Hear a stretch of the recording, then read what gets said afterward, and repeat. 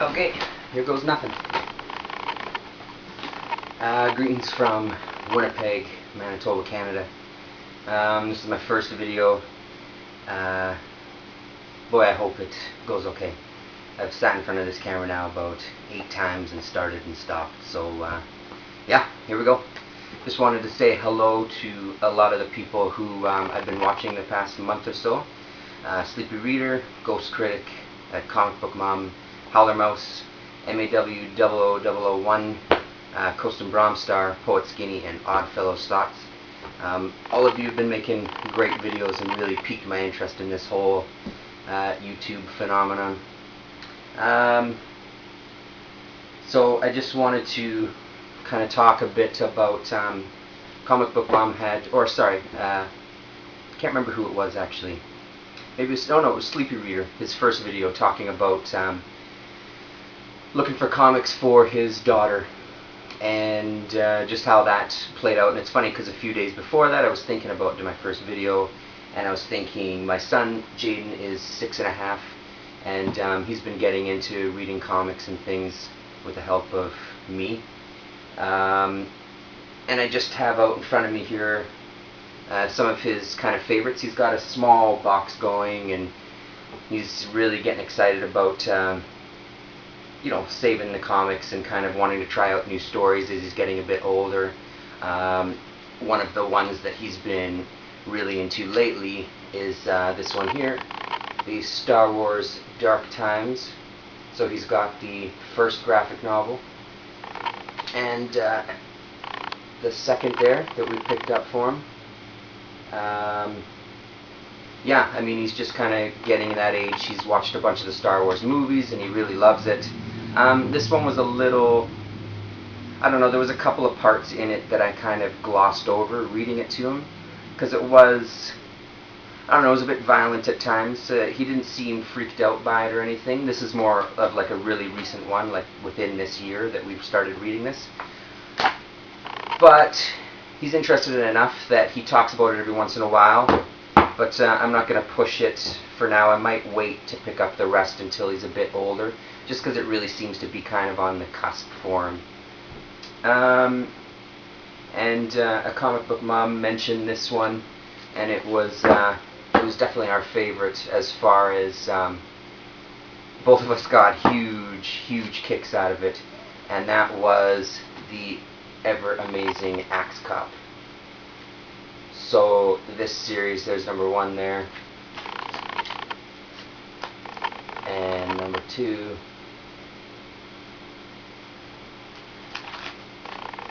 and number 3 of 3. So this was the 3-issue miniseries on Dark Horse. Bad Guy Earth. So at the time, the kid Malachi was 6 years old, I believe, and when I read these to Jaden, he was, you know, just a couple of months past 6 years old, and there's nothing like reading something written by a 6-year-old for a 6-year-old. The amount of just ridiculous stuff in here that had Jaden entertained was unbelievable. And I mean, the last, it's by no means a spoiler or anything. It's all super entertaining. At the end of the series, Axe Cop becomes, I believe, the president of the world, I'm pretty sure. And he prays to God, God, I pray that you would make everyone in the whole entire world poop their pants except for me. And of course, then it flashes to everybody pooping their pants. My boy laughed probably for about 5 minutes straight at that. So there's something to get from toilet humor from a 6-year-old to another 6-year-old. It was really great reading it with him. So that was one of our favorites. Another one that's our favorite that you can't go wrong with, and it's really good as far as even the art. They have different artists for different stories and stuff, and I have this on the pull list as far as making sure we don't miss any issues, is the ever mighty SpongeBob with SpongeBob Comics. Number 1 there, number 2, And number 3. Number 4.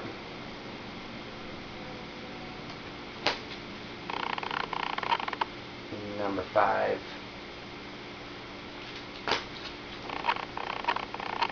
And number 6. And number 7. And number 8.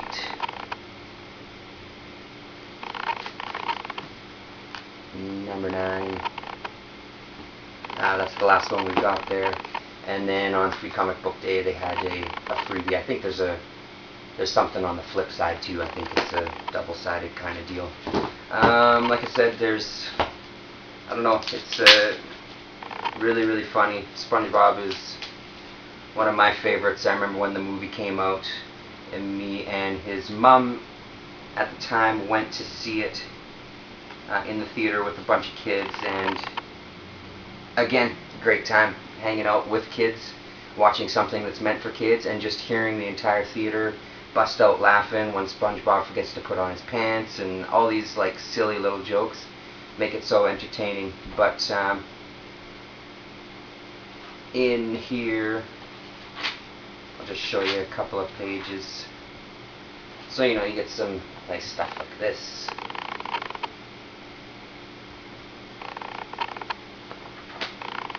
Boy, I hope all this works. And then you get art by Andy Rementer, story by Chris Duffy, stuff like that. So there's just many, many little short stories. Each issue also has a poster of the front cover, which we have not taken out. Even at this early stage, he doesn't want to tear anything out of his books, and he's started doing the bagging and taping himself. That's really become a whole part of it for him, and yeah, very, very entertaining stuff. Yeah, so that's another hit. I'm timing myself on the side here because I don't want to go too crazy. So, alright. What else does he have? He has, of course, into his superhero stuff, he has Superhero Squad, which we've only picked up 3 of these ones. That's number 3, number 9, and number 12. He enjoyed them when we were reading them, but what I've been doing lately is if he asks for specific books, then or if we're in the comic shop and he wants something specific, then I'll get it for him. I don't want to just throw everything in. I want it to be kind of his choice as far as, things that he's interested in, things that he wants to read, not because I think he might like them and I just buy all the issues, because I have my own list of stuff that I have, and trying to maintain a budget, because I don't want to go too nuts with every single week buying like 20 books or whatever. So I really want to make this his thing where he can pick and choose himself. But those were, like I said, a hit at the time. I didn't mind him as much, but yeah, like I said, he hasn't really talked about him. He hasn't asked for him again, so we haven't picked any up.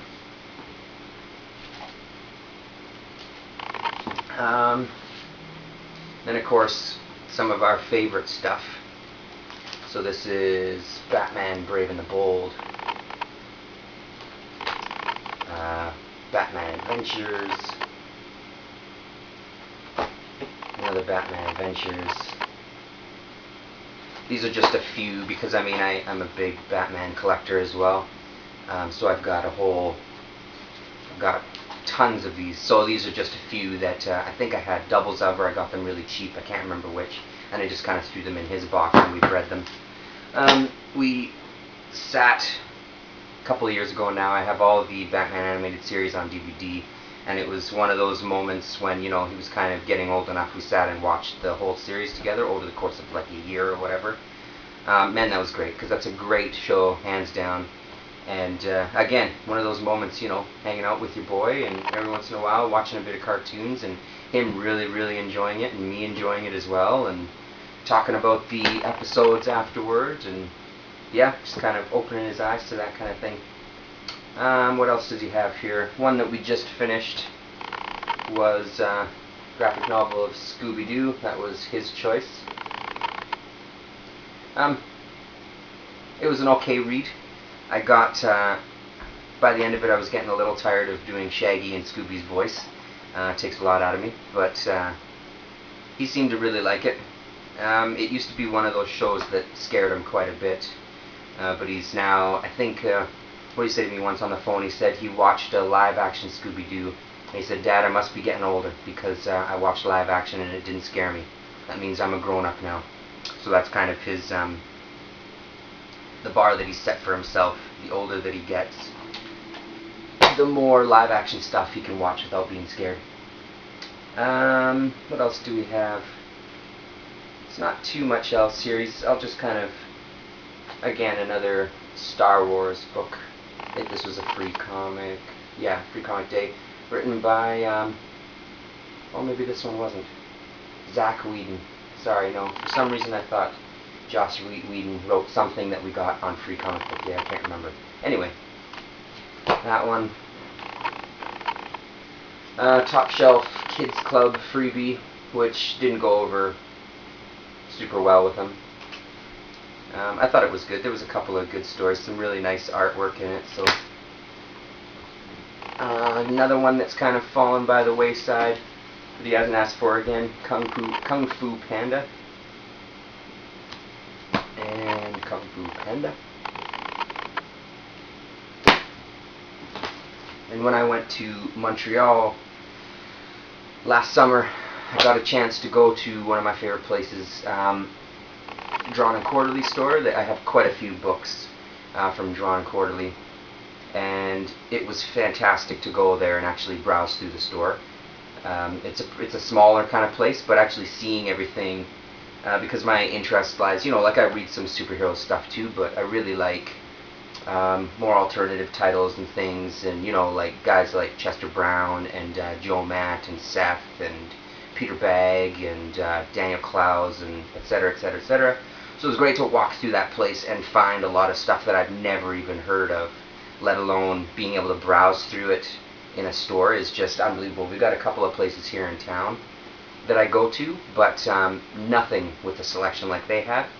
So one of the ones that I picked up for us was, it's called Monster Party by Chris Eliopoulos from Koyama Press, which I don't know much about. Really should check out the site. But it was great. Silly kind of story. Some of the interior art there.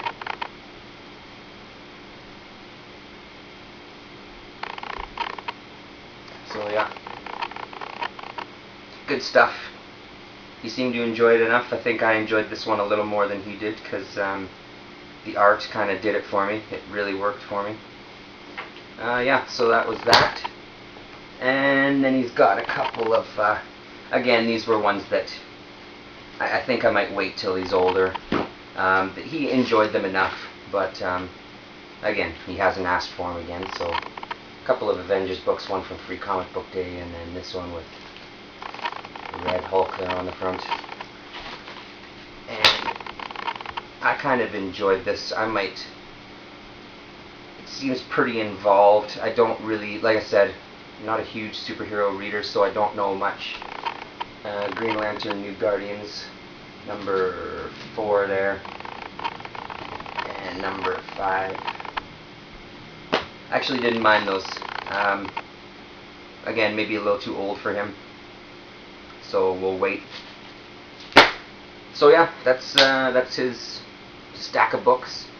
I've been collecting lately, just for myself, some Marvel titles, because I was never a big Marvel guy. I was more DC. But I've been collecting a whole bunch of Daredevil. I've really been getting into from 70s, 80s-ish, like late 70s, early 80s. and I've been trying to get a lot of Doctor Strange and Strange Tales and stuff. And then one of the other ones was Hulk, that me and Jaden have read now 2 issues of, from the 80s, I believe. They're over there, I'm not going to get them. But I don't know, they're pretty wordy so far. I'm not even getting into them as much yet, but we're only 2 issues in. Can't remember what number we've started collecting from.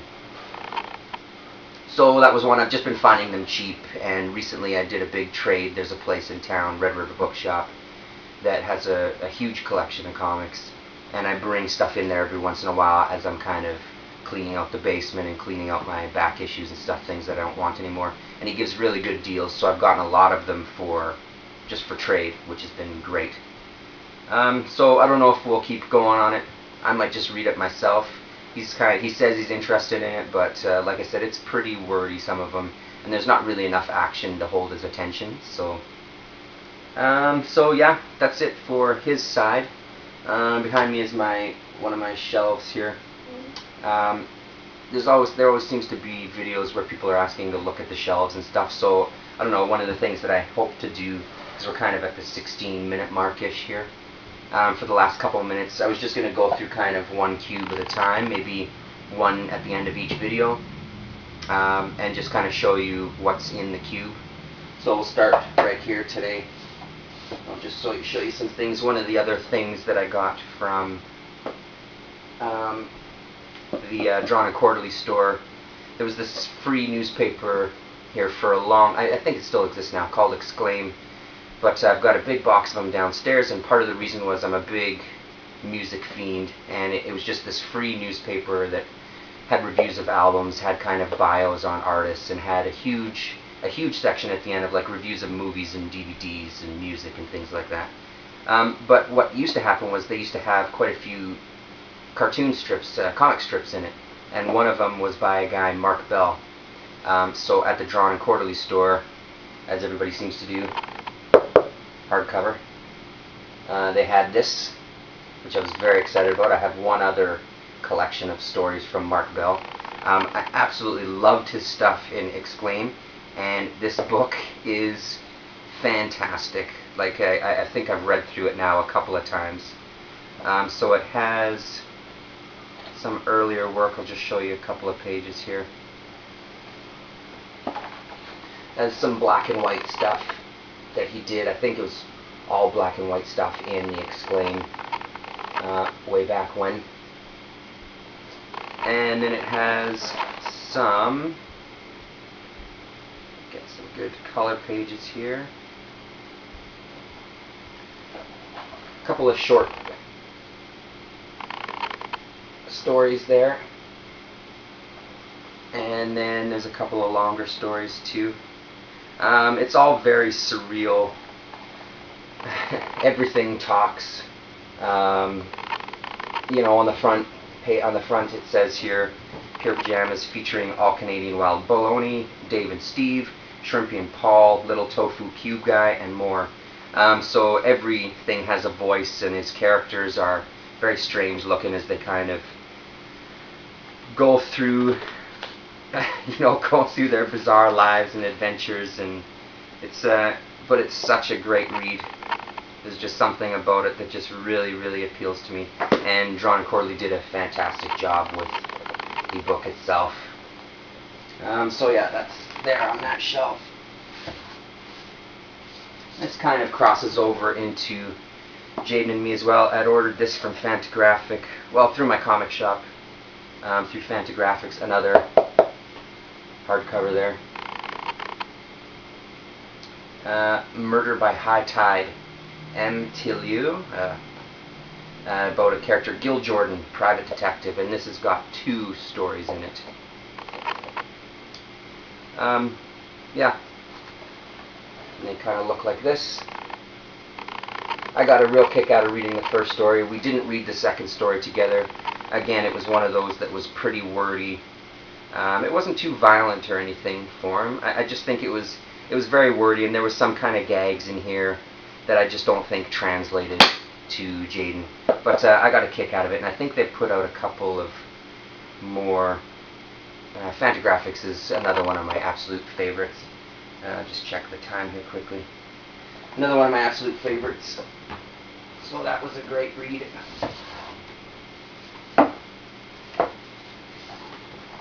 And again, another tie-in for Jaden, another Fantagraphics hardcover there.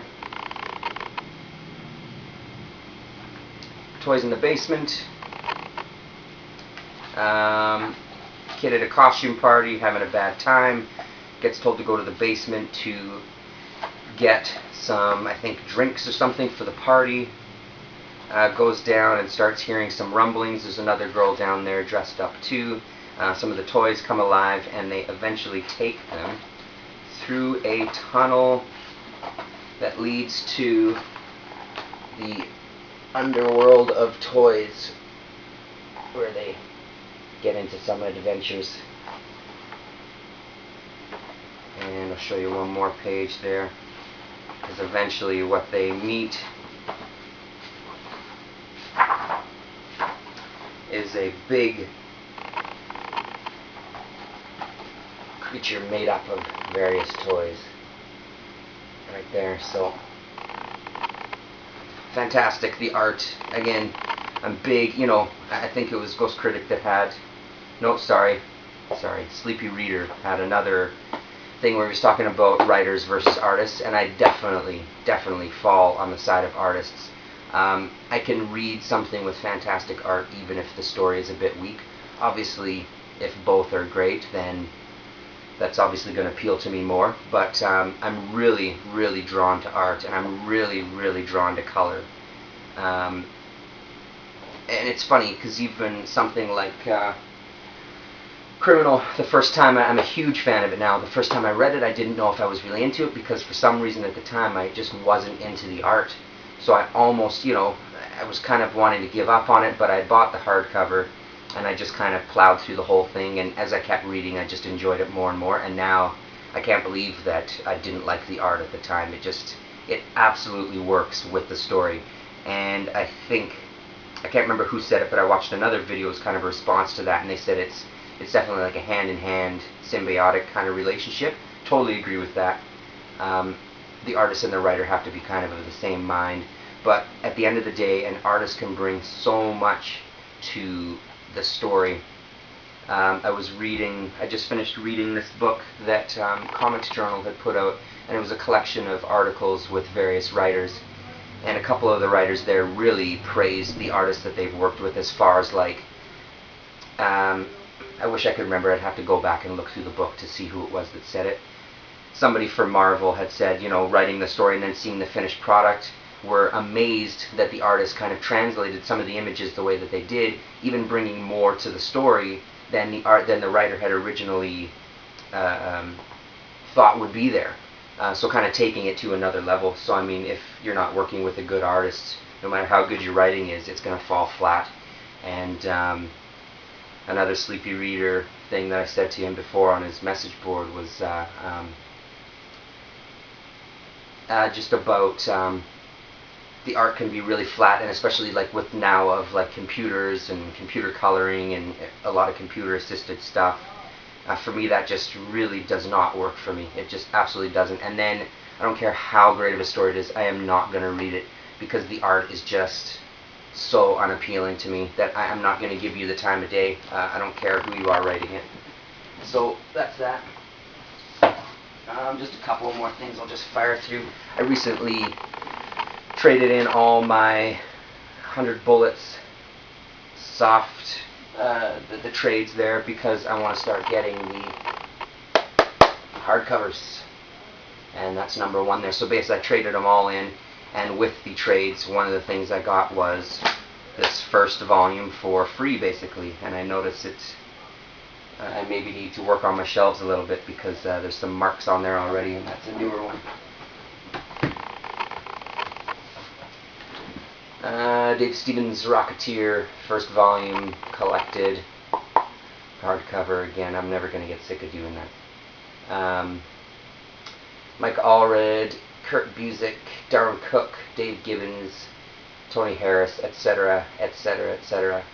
Bruce Timm, Mark Waid, Chris Weston. A whole bunch of people doing their interpretations. I think it was the first volume of Rocketeer like new Rocketeer stories that came out. I only had one of the single issues. There's another volume out now in single issues that I'm picking up as well because I'm enjoying it.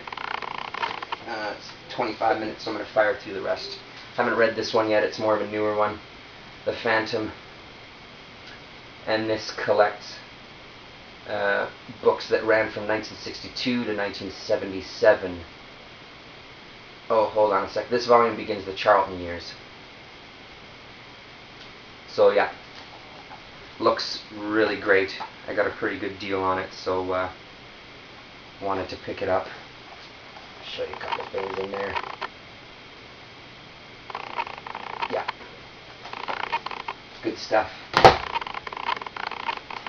One of my other stores has the Mome collections, another Fantagraphics release. And I've always heard of these, I just have never got on board with them. But I tried out number 20 and 21, and it's definitely something I'm going to be picking up again. Lots of black and white stories, but then you get stuff, again, how color just blows me away.